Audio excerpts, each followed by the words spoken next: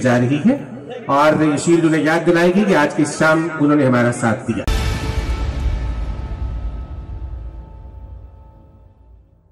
अस्सलाम वालेकुम। प्रोग्राम बोलेगा पाकिस्तान के साथ आपका मेज़बान अहमद चिश्ती आपकी खिदमत में हाजिर है। उम्मीद करता हूँ आप सब खैरियत से होंगे।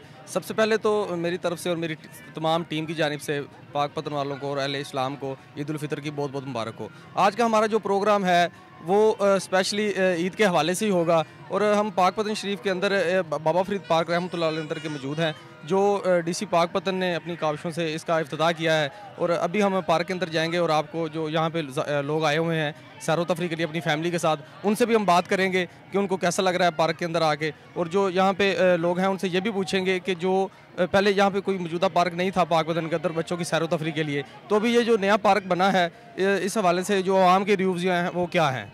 जी चलते हैं पार्क की जानिब। बहुत ज़्यादा अच्छा फील हो रहा है, हम बहुत ज़्यादा मशहूर हैं। डीसी साहब ने ये ऐसा इवेंट रखा और हम ईद उल फितर हम दोस्त वगैरह आए हैं, हमें बहुत ज़्यादा अच्छा लगा। हम इतना चिल कर रहे हैं।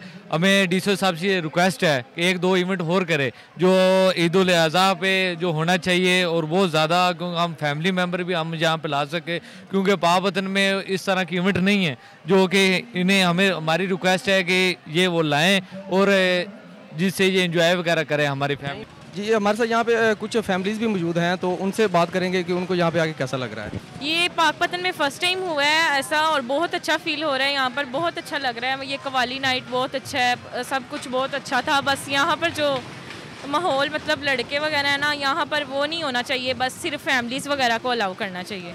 फैमिलीज़ को आना अलाउ करें, यहाँ पे आवारा लड़के नहीं आए, बस फैमिलीज़ आए, उनके साथ में आए बच्चे। एक्चुअली में यहाँ पे फर्स्ट टाइम आए हैं और हमें बहुत मज़ा आ रहा है वैसे, लेकिन ये जो आवारा लड़के हैं ये आते हैं लड़कियों को छेड़ने सिखाते हैं यहाँ पे, तो इसलिए हम कहना चाहेंगे कि सिर्फ ये फैमिलीज़ को अलाउ करें।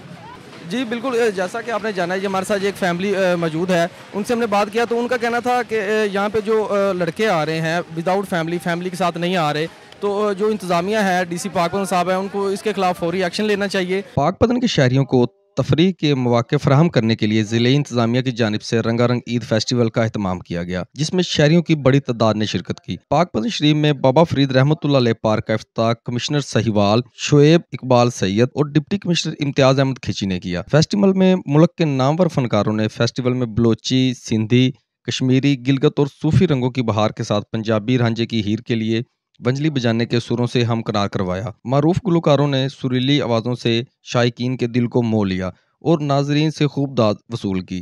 प्रोग्राम के इख्तिताम पर कमिश्नर साहिवाल शोएब इकबाल सैयद ने डिप्टी कमिश्नर इम्तियाज अहमद खिची और district police officer Tarak Wilayat को आला कारकर्दगी पर अवार्ड भी दिए। कमिश्नर साहिवाल शोएब इकबाल सैयद ने पाक पतन में ज़ेरे तमीर जिम्नेजियम हाल का काम जल्द अज जल्द मुकम्मल करवाने का भी ऐलान किया।